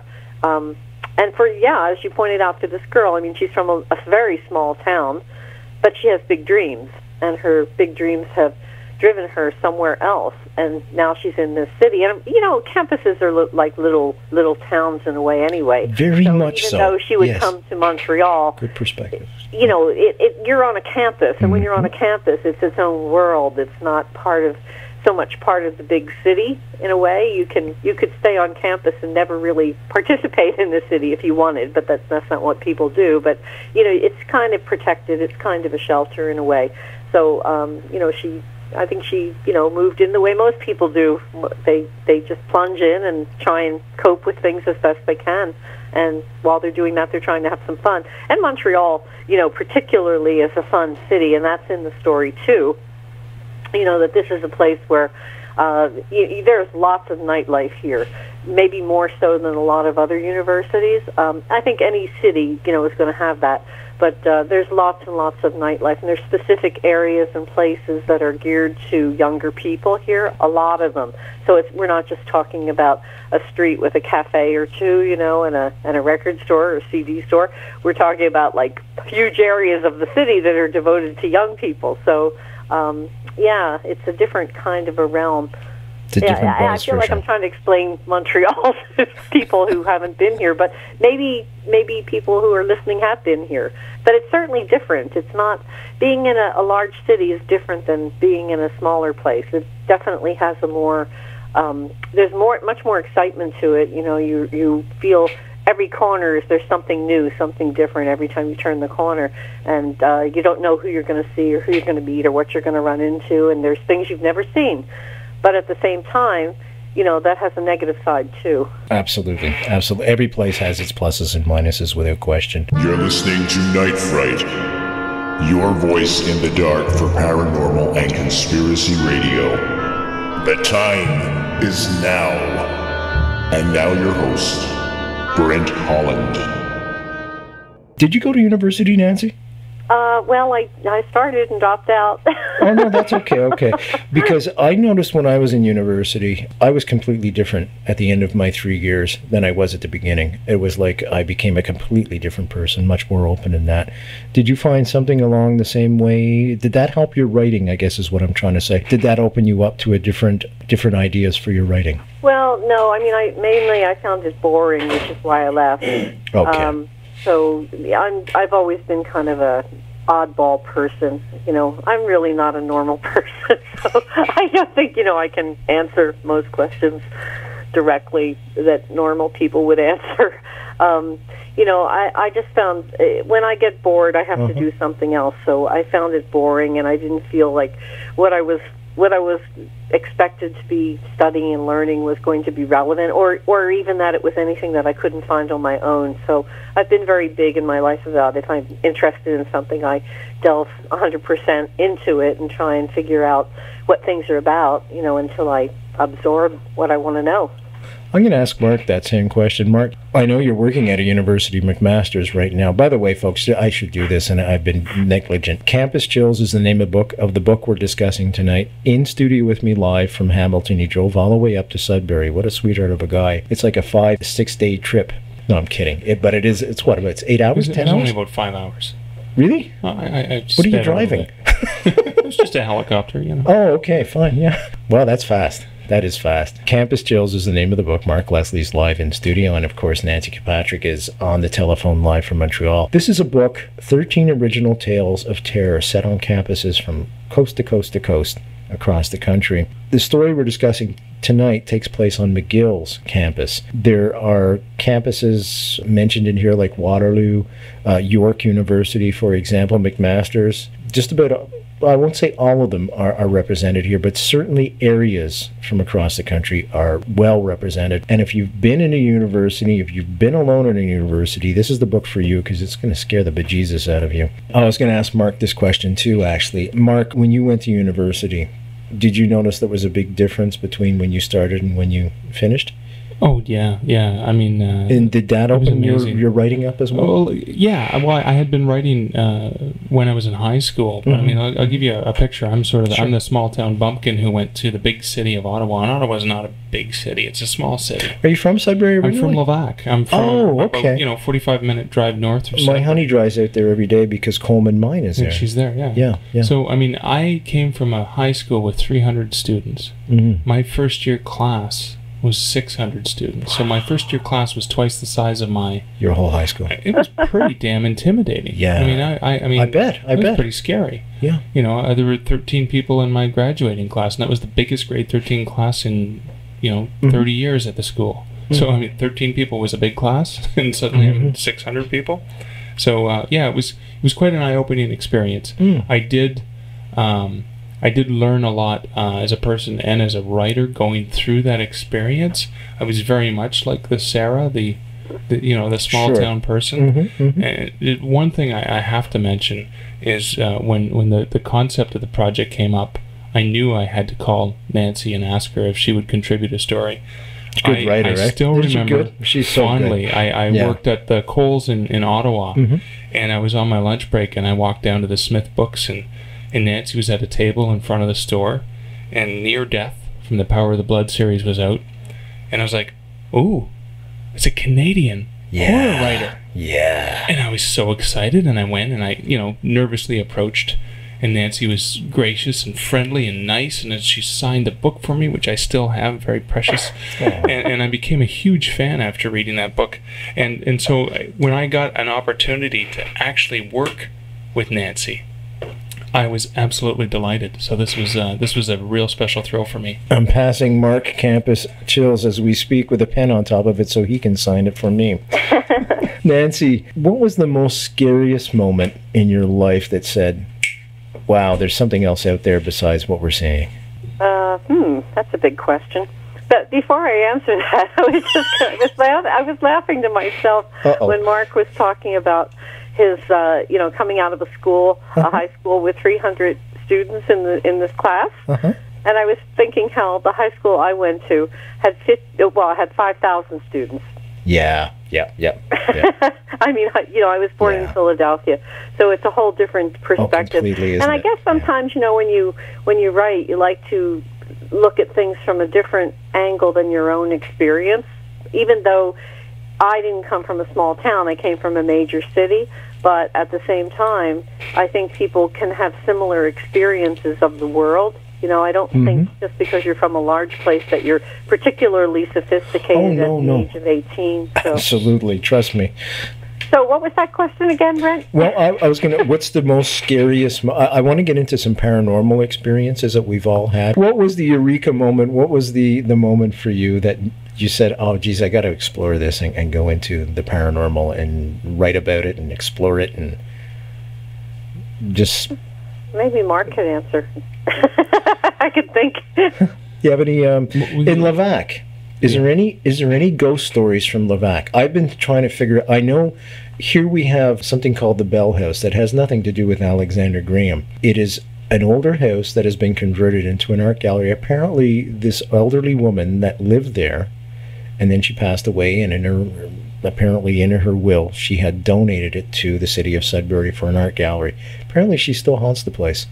There's many stories. I'd like to chronicle these. I should try and get a hold of some security guards and stuff, because apparently there's a lot of stories. Do you know any other stories about Sudbury or the surrounding area, Levac, where you grew up? Like, what was there a ghost story that said, "Oh my goodness, I want to get into"? Well, I mean, the public school I was at, there was the ghost down. He plays the piano in the basement of the public school, Levac Public School, which is no longer there. It's been demolished. I see. But I remember, trying to sneak in during lunch or whatever, and daring someone to run through the entire dark, creepy basement. Yeah. Things like that. I mean, I grew up reading about Bigfoot and monsters and UFOs, and so I was always fascinated by the unknown.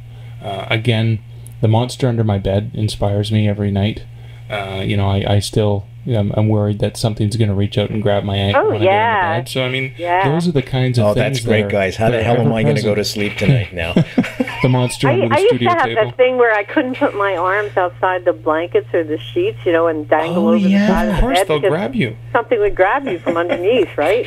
We all have these things that kind of lead us into the unknown, the vulnerability of it all. It's pretty fascinating. Now, this whole realm of horror that we're talking about right now, in specifically campus, you had mentioned that here's this small girl coming from a small town.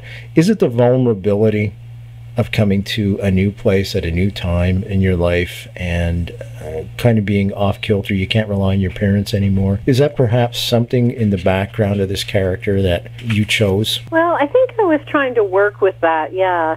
Also the idea of how people tend to ignore their own past.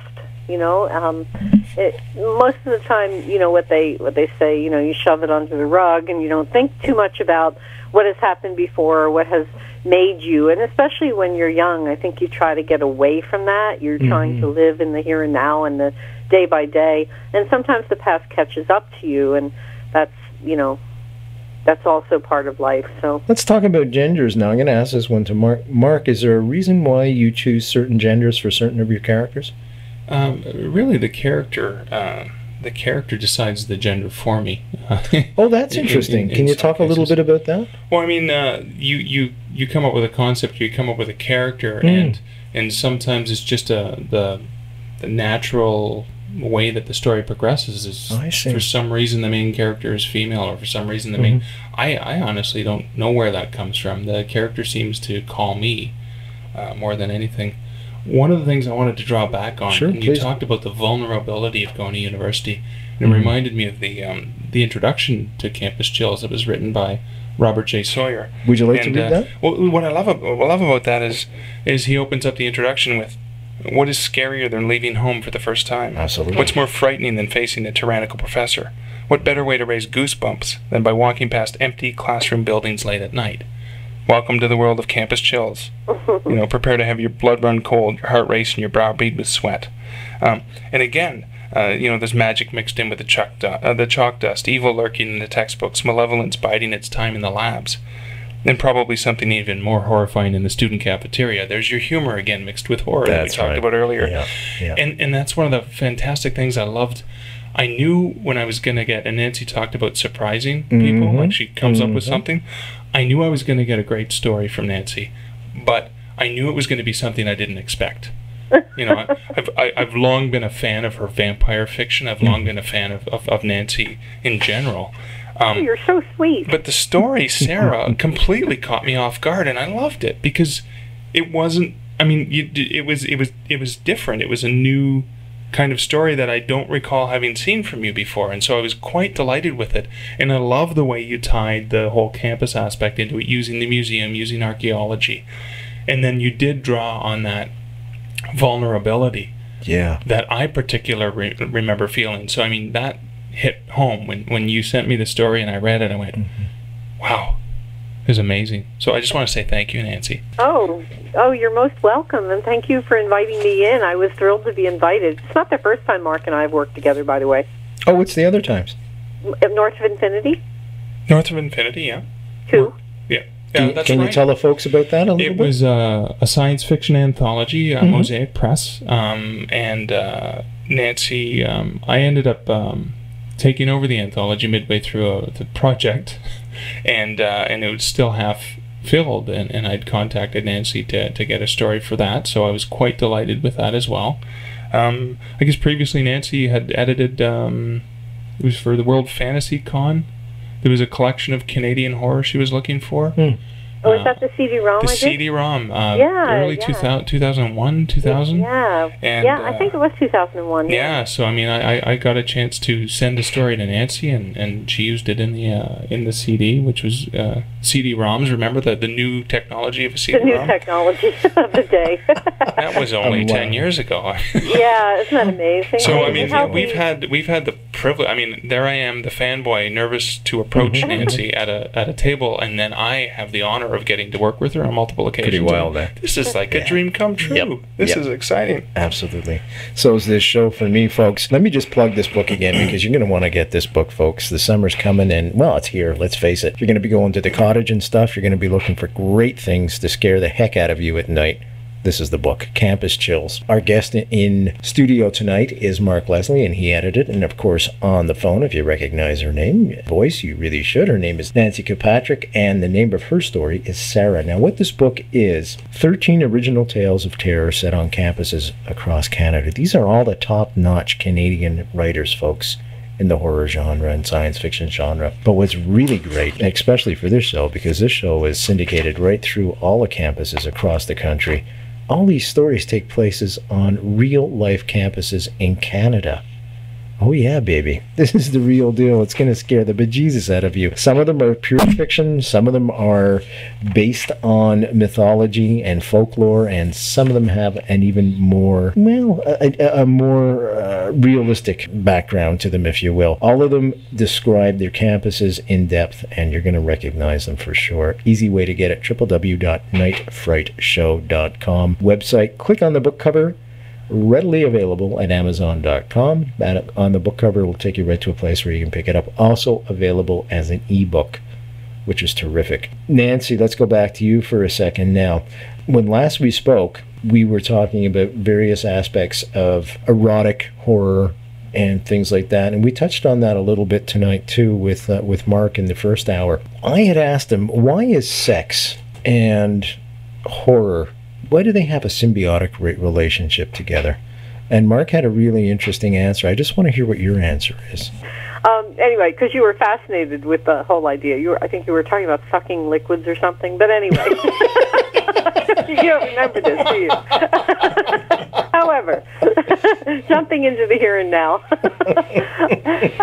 these are both taboo realms, and even though we're much more, enlightened today, we're more liberated and everything else. I mean, these are traditionally the two areas that most people don't go near, especially in the daylight, so sex is something that's a little bit hidden and a little bit naughty and not quite right, and you do it under the umbrella of marriage, but outside of that, everything else is suspect, and horror is the same thing. So these are the two sort of realms that are the forbidden realms, if you will. And I think there's always been a natural connection between them, and you see overlaps all the time. Because think of movies like The Creature of Black Lagoon. This is the creature comes out of the water, and it's not even human, but it's not like a vampire or something. It doesn't even have a human root, and there it is, and it's kind of carrying off the woman. So this is, a usual connection that has happened. And I think erotic horror has become more like a subgenre, if you will, so that you have a lot of material written in that vein now that you didn't have before because it wasn't as blatant before. I'm going to try and get this out to McMaster University and a few of the different universities across the country that don't syndicate the show, like McGill doesn't, for example. Well, they should. Thank you, very kind. Considering it's free, and it promotes Canadian great authors like yourself and Steve Vernon and Douglas Smith and Mark Leslie and everybody else involved with this stuff, I think they should too. All that to say is horror.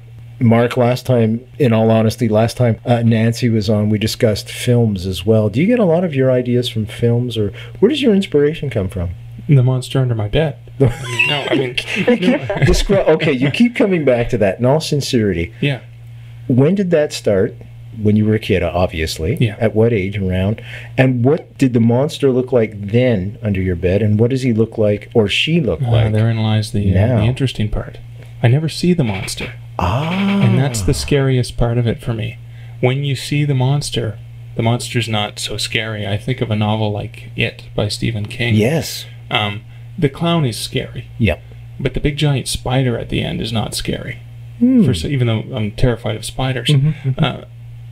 The fact that I couldn't see the monster under the bed scared me more than if he'd ever actually come out. And that, to me, is one of the elements of horror that draws me, is that unknown and that unseen is far more terrifying. My imagination is far more terrifying than the thing presented to me for real. And so that I've always been leery of that unknown. It's the thing that goes bump in the night. The noise, not knowing what made that noise, is scarier than actually seeing the monster. Than actually seeing it. So even in the beginning, it was always invisible. Was it the devil? Was it pure evil, or was it a monster?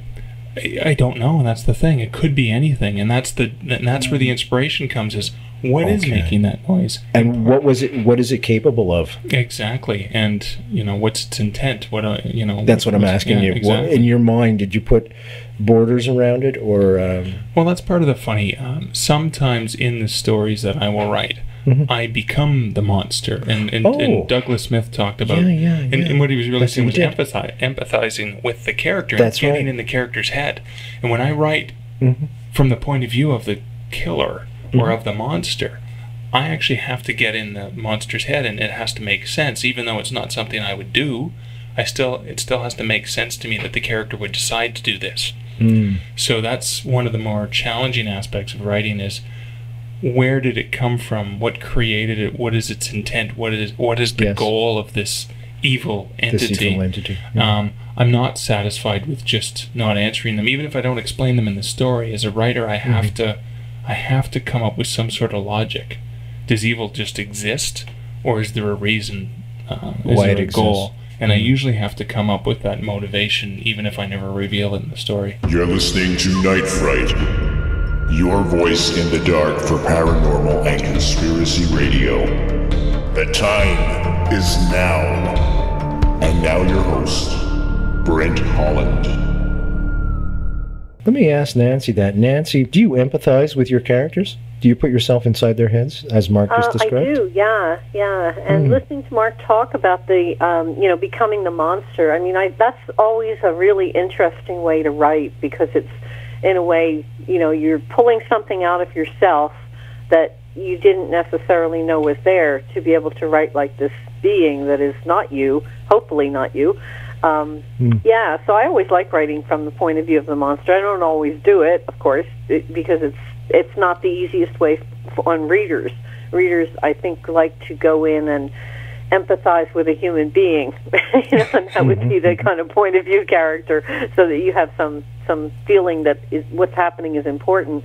But I have definitely written from the perspective of the vampire a few times, and other creatures as well. So I find it an interesting thing to do, and I guess it draws from readers a different a different way of reading a story too, because they're not necessarily going in with the, this is a human being just like me or similar to me, and I can think about them and worry about them and care about them and see what happens. It's a whole other way of looking at things. Understood. Do you ever scare yourself when you create a character, where you go further than you've ever gone before? Not yet. Not yet. Okay. Mark? Yeah, I mean, some of, maybe not necessarily a character, but what a character does, or what a character decides. That's sometimes when I nail it, and I'm writing into the middle of the night, and I actually finish writing, and I look over my shoulder because I scared myself. That's a great feeling to have.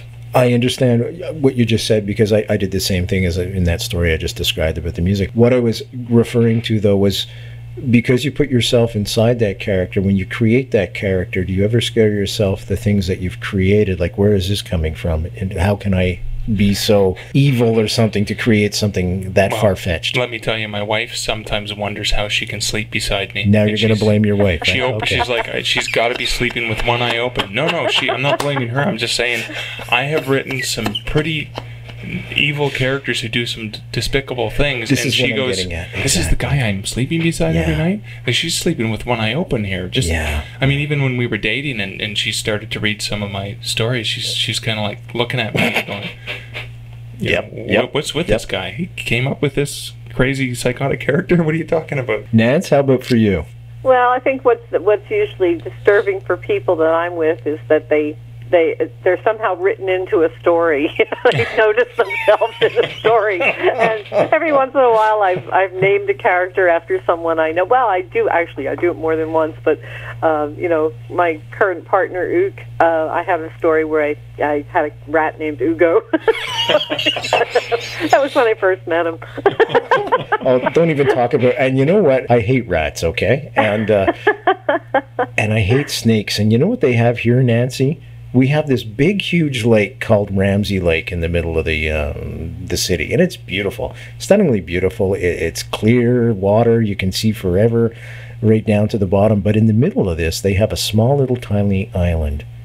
It's called Snake Island. Ooh. Yeah. Now, how the hell they got the snakes over there is what scares me. Snake Island. Well, it just gives me the creeps just thinking about it. So, your characters. I want to come back to your characters, Nancy. When I was in Concordia University, I have a theater degree as a lighting designer, and I was up a ladder once focusing a light, and there was a workshop going on, and the director who was doing the improv thing was telling folks, the students there, when they create a character, because they were the actors, of course, when they create a character, even if they're only going to play that character, say, from the ages of 22 to 23 or 22 to 24 or something, take that character from the time they're born, map out the parents, the relationships with the parents, the siblings, etc., go right up to the time when they're going to be playing them, but also go right up to the time when they're going to die. In other words, the whole life. He said what you'll find is you'll make that character three-dimensional and not cardboard. Yeah, it's true. I teach some online courses in writing, and that's one of the exercises that I have people do if they create a life for this character from the beginning. So you would recommend them. Now, what kind of parameters do you put on that because there's, as I said to Doug, the show is syndicated through the university system, so there's going to be a lot of budding writers listening to this show right now. What kind of parameters would you put on that? Well, you can't have too much information about a character. I mean, you're not going to put all this into a story. This is for you as the writer to get a feel for the character, because the last thing you want is a cardboard character stereotype. You want somebody who is like a real person, just the way you are a real person, and the people that you know, your friends and family, are real people, and you can identify their, the aspects that make them who they are. So you want to do that with a character, and that means getting to know them. And if you can learn as much as you can about that character, they start to become a person to you, and then you're writing about a person, not a character. It's not really imaginative anymore. It becomes, your imagination in a way takes on a different quality, that it's as if you're writing about someone you know in reality. Ah, yeah. I like the way you put that. You're listening to Night Fright, your voice in the dark for paranormal and conspiracy radio. The time is now. And now your host, Brent Holland. And you achieved that with your story, Sarah. Like as I said, the first two paragraphs, the first few sentences were the hooks, because already I was identifying with this young girl coming from a small town to Montreal, a big city, because I see myself in her in reverse, though. And that was a hook for me. That was a hook, and I was hooked, and I had to turn the page. I don't know if you can learn that, or if you just have to be born with that natural creative writing skill. What do you think, Mark? Well, it was funny you talked about. I was on a panel at a convention a couple of weeks ago, and it was the subject was, are authors born or made? The answer is yes. and then we went up to the bar and had drinks. Okay. But you talk about theatrical background, and again, in university, I did a lot of theater, and there is something to be said for getting in the character's head. And as Nancy says, you gain, your story gains, your character gains by going in and figuring out what makes them tick.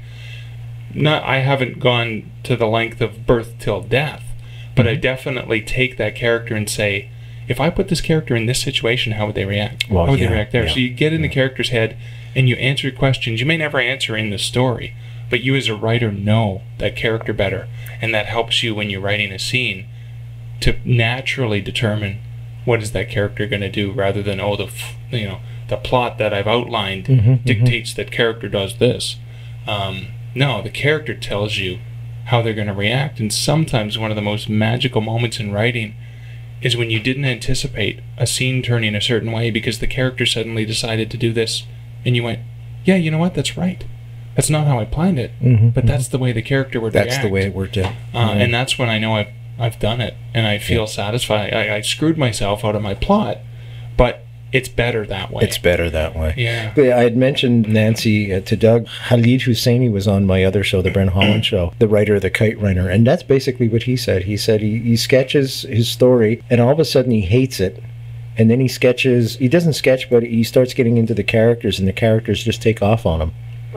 Yeah, I mean, I think we all have that experience as writers where you think out a story or you sketch it depending on how you work. Yeah. And sometimes you look at it and you just think, oh, this is so boring. Why is it so boring?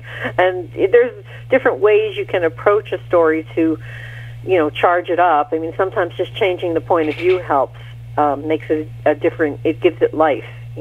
Personally, I like working. I've written a couple of stories in the last, I guess, year where and it's not the first time I've done it, but I've done it more so in the last year where I've written second-person point of view, which is an unusual perspective. But sometimes it really jacks up a story in a way that you didn't envision it would. So, things like that help. But I think letting the characters lead you is often a good plan because they might not want to go where you want them to go in the plot, but certainly where they want to go is going to be an interesting journey if you can go with them. If you can allow that to go, yeah. It's an interesting dynamic, isn't it? It really is. Yeah. I mean, there's nothing like writing, it's nothing like it from the perspective of being a writer, and also from being a reader, and you guys touched on this earlier about imagination and, what it does to you as a reader. Reading a story twigs your imagination. You don't get that in film. You don't get that in television. It's given to you. And in a way, you have to work a little bit as a reader.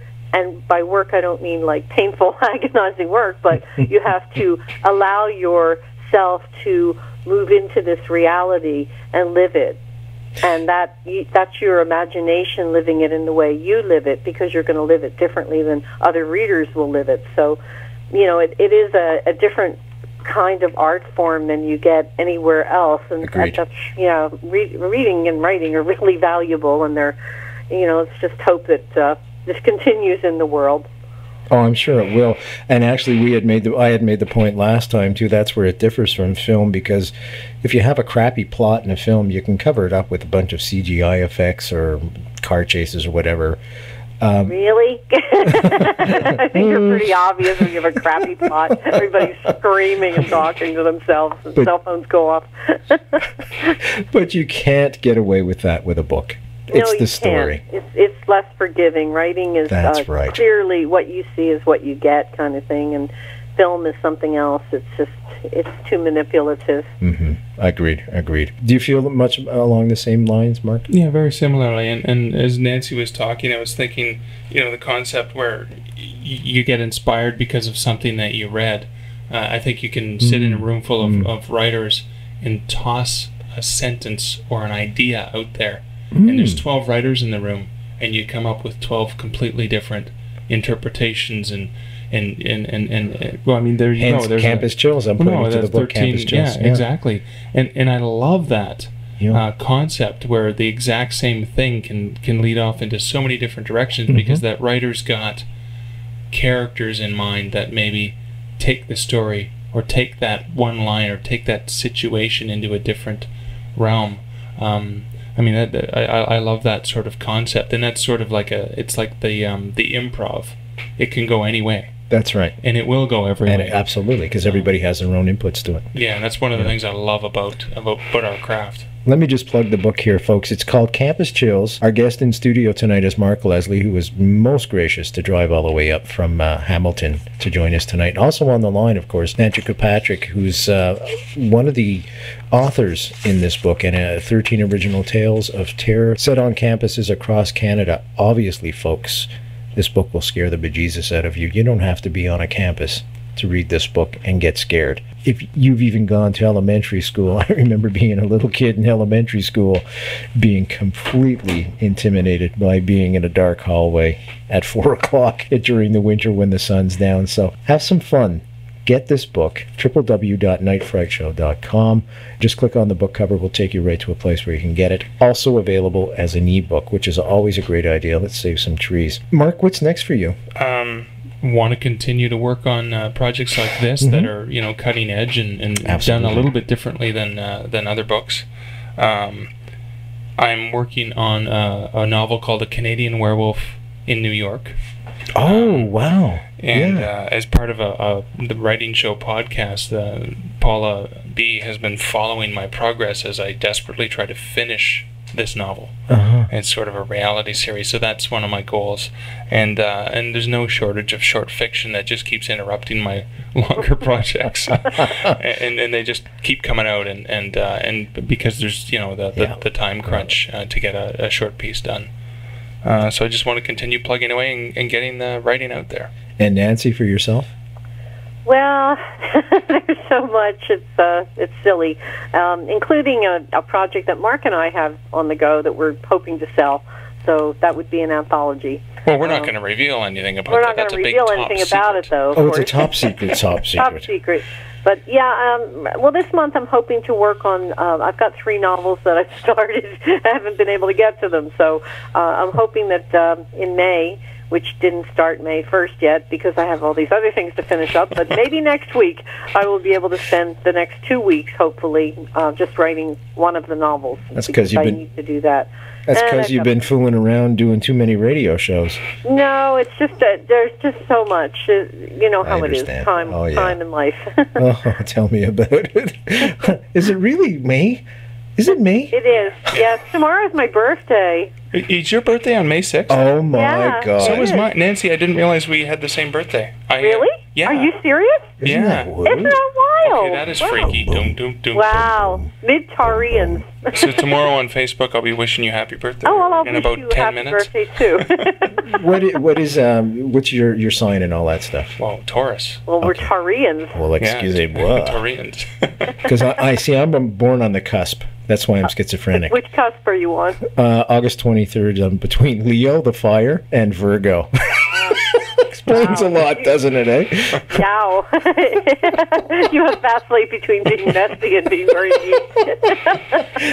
Folks, we're speaking with 2 great Canadian authors here today. We're speaking with Mark Leslie and, of course, Nancy Kilpatrick's on the phone from Montreal, live from Montreal, talking about the book Campus Chills and future projects they've got coming out. Campus Chills, of course, folks, you got to get this book. You're going to have a lot of fun with it. 13 original tales of terror set on campuses. And who hasn't been scared on campus? Whether you are scared of the food or whether you are scared of the upcoming exam. So tell me about that one. Oh, God, I hated exams. Readily available, www.nightfrightshow.com. I love horror. I just, I go home and I put on a horror movie, all these old black and white things and stuff. For original ideas, do you guys ever go back to the old horror movies and say, well, maybe I can take something out of that and stick it with that and this and that? Do you ever use them for inspirations, the older horror movies? I use everything for inspiration. Everything. Yeah, I even think of classic literature and reinterpret it. I'm reading Pride and Prejudice and Zombies right now. As a mashup of a public domain title, and it's actually quite fun the way that the author has actually incorporated the original plot and thrown zombies in there. So I mean, I don't know, Nancy. How about you? Well, I don't think I go intentionally, although I did with the Darker Passion series. That was specific, but I did the horror classics. But otherwise, I don't really think I'm drawing. I tend to draw from everything, that I've ever read or seen or experienced. So it's not very specific for me, and I don't really go and look at another book or a movie and say, maybe I could take that and work with it, or at least it hasn't happened yet. Okay, fair enough. You had mentioned rats before. Only one specific one. Actually, I had 2 boyfriends at the time. There were two guys that I was dating at the same time, and that was Nancy. That was Hugues and Philippe when I first came to Montreal. So I was writing a book at the time, and it was about in the book there was kind of a witch. She was kind of a good witch, but she had 2 rats that were her familiars, right? So I named one Hugo and the other one Felipe. So there you go. That's an aside. What was the question? There was a question in there. Sorry about that. Sounds like a rat pack or something. And we're of that. You were saying about rats. I was going to ask you about rats. You answered my question by saying I did make a story about rats, because rats are something that's always creeped me out big time. Really? Oh, yeah. Yeah, rats and snakes. Oh, rats specifically? Absolutely. Listen, when you guys dream, do you ever dream that you're flying? Constantly. How about you, Nancy? No, I don't think I've ever dreamed that I'm flying, ever. Really, eh? You know, I'm doing a survey. That's why, a national survey. This came up the other night. We were having a conversation. We had some friends over and stuff. As it turns out, most creative people that I've been speaking with can flap their arms in their dreams and fly away. When I fly in a dream, it's like swimming through the air. That's usually the way that I fly. Oh, you go this way? No, the breaststroke. Oh, okay. See, I just flap my arms, and then I'm, next thing you know, I'm in the air, and I'm looking at everybody going, are you going to join me or not, you know? Kind of weird like that, Nancy. If you move to Sudbury, you might fly too. There's something in the air here, I think. Oh, definitely, yeah. Actually, there's nothing in the air here. I think that's why it's so great. Nancy, we're going to have to start to wrap up now. But I was wondering if you can come back next week and we can talk about erotic horror. No, I'm kidding. You're going to drive me nuts with this.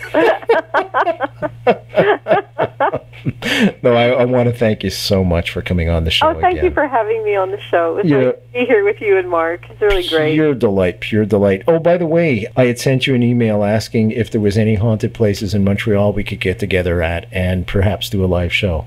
I've been thinking about it, and I'm trying to find something. You know, I've asked a bunch of people that I know, and so far no one's come up with anything. There's nothing in Montreal, eh?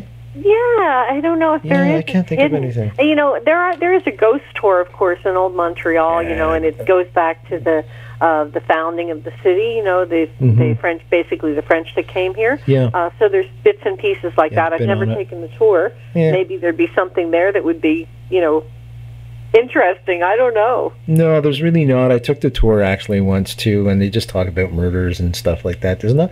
I don't think Montreal's all that haunted. Maybe I'm mistaken, but I don't know. The reason, I'll just tell Mark, I had sent Nancy an email because one of the regular guests on the show is a woman by the name of Michelle Desrochers, who runs Burlington Ghost Walks, but she's also in charge of the ghost tours at Casa Loma. So we're supposed to be doing a live show there. And I thought how nice it would be. I could go visit Mom and do a live show at the same time in Montreal and get some bagels. Once you see me, you'll understand the bagel story, because as I love to say, I have the perfect body for radio. So I had put it to Nancy, you know, we could do a show together and go to, but I can't think of any haunted place. There might be something. You never know. I mean, there's the Corriveau. We'd have to go north of Quebec City for that, but that's not exactly that scary to me. So yeah, you know the Corriveau story, right? No, I don't. You want to tell us that? Go ahead, tell us. She was a woman that was considered to be a witch. I think she basically killed her husband, poisoned him or something like that, and so they stuck her in a cage and left her there to rot, and then found that she was gone, and so there was this kind of idea that the spirit haunts the area. You know, there's a place out on the West Island. I remember, it's a restaurant now. But in the old days, it used to be a place where priests lived. For some reason, oh boy, I hate to bring this up, but there's a spirit of a little boy that lives in the basement of this old house. And apparently he turns the stove on and he turns lights off and on and stuff like that. But other than that, I can't think of anywhere else in Montreal that's really haunted like that. But if you think of something, let me know. It's too much of a happy, pleasant city. We'd have to go to some unpleasant place, like maybe Toronto, and you know, where it's all grisly and grim, and let's pick on cranky Toronto. And prone to hauntings. Well, listen, if you ever get up to Sudbury, we can do something at the Bell House. How's that? Oh, okay. Okay. All right. You never know.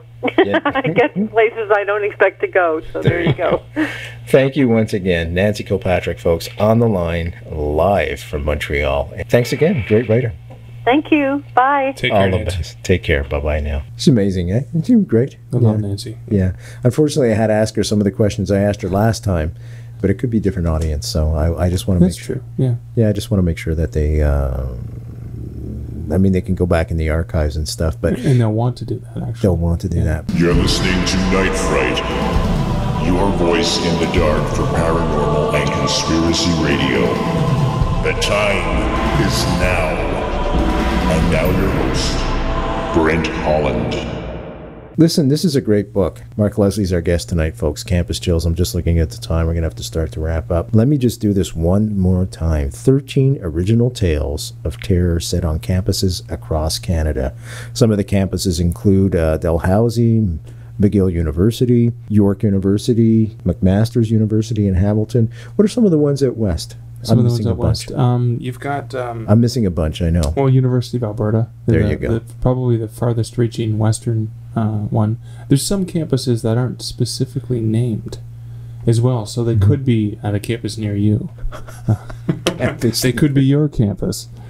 But one of the things I loved about this was that they all happened to be the content. It wasn't automatic that it happened. It just happened that they all happened to be Canadian, and they all happened to be Canadian authors. And they're all for fabulous. the most part, they were all set on Canadian campuses. So that was quite a thrill to be involved in that project. It's a great read, folks. One that, like as I said before, summer's here. You're going to be going up to the cottage and stuff. You're going to be sitting around a campfire. You want to scare your kids or you want to scare yourself. Great book for that, without doubt. If you're alone on campus doing summer classes, hey, there's nothing better than this book to scare the bejesus out of you.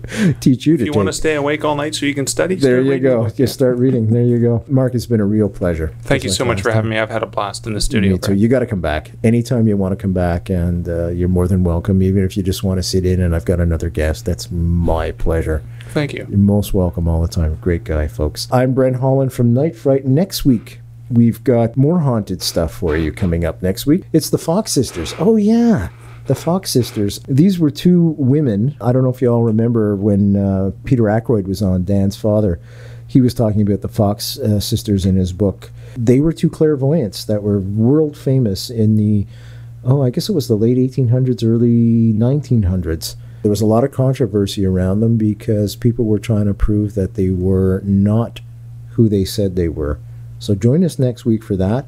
We're going to be revisiting JFK soon, by the way. Decided Bobby's anniversary is coming up of his death. In the background, folks, you don't know this, but I've been working on with several different researchers. So I'm going to get those folks to come back on the show. And we're going to be looking at the JFK assassination, Bobby and Martin, all the same time. Specifically, I'm going to try and get a fellow on by the name of Mark Sobel. He's a great filmmaker. He's got a film out called The Commission. The Commission is about the Warren Commission. Ed Asner's in it, Martin Sheen, etc., etc. Ted Sorensen, by the way, folks. I've done a whole series with Ted Sorensen. He was JFK's closest aide, and we're going to be airing that as well. So lots of great stuff coming up on Night Fright. Thank you all for joining us, and I want to thank my guest once again, Mark Leslie. Thanks, buddy. Thanks, Brent. And happy birthday, Nancy. Happy birthday to you, Mark. 41? Oh, I shouldn't have said that, eh? Yeah, I'm 41. Yeah, but I'm dyslexic, so if you look at it back, 14. Yeah, see? Excellent. Yeah, there you go. The book again, Campus Chills. Thank you all for joining us. See you next time.